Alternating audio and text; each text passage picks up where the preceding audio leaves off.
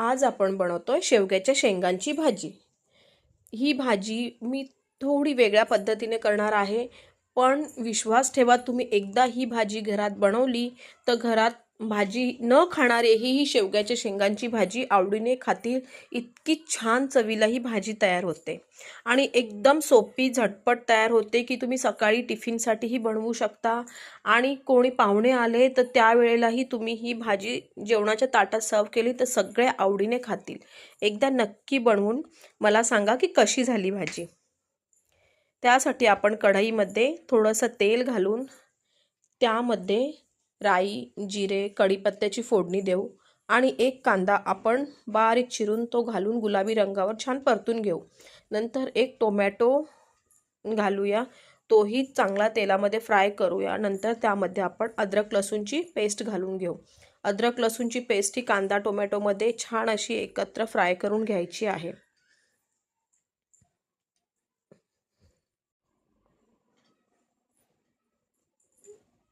त्यानंतर आपण त्याच्यामध्ये मसाले घालून घेऊया। सुक्या मसाल्यांमध्ये मी धणा जिरा पावडर, हळद आणि मालवणी मसाला घातलेला आहे।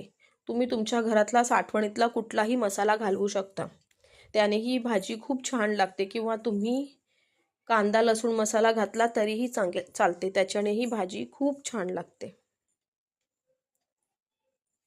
मसाले तेलामध्ये चांगले आपण फ्राय करून घेऊया। दुसरीकडे मी टोपामध्ये थोडं पाणी गरम करायला ठेवलेलं आहे, जे आपण नंतर भाजीमध्ये घालणार आहोत। आता आपण यामध्ये शेंगा घालून घेऊ। शेंगा अशा पद्धतीने छान सोलून घ्यायच्या आहेत। शेंगावरची साल पूर्णपणे काढून टाकायची आहे, म्हणजे भाजीमध्ये कडवपणा काही उतरत नाही, भाजी चवीला छानच होते।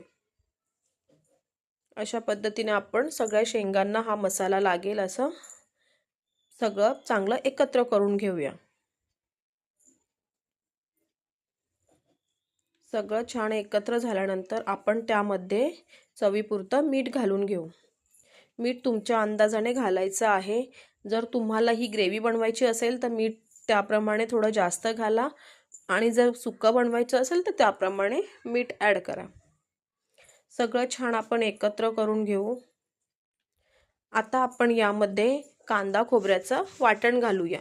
यामध्ये आपण 1 चमचा कांदा खोबऱ्याचं वाटण घालणार आहोत, जे आपल्याला या शेंगा आणि मसाल्याबरोबर अगोदर चांगलं परतून घ्यायचं आहे। तुम्ही सुक्या नारळाचं किंवा ओल्या नारळाचं कुठलंही वाटण याच्यामध्ये घालू शकता। कांदा खोबरा थोडासा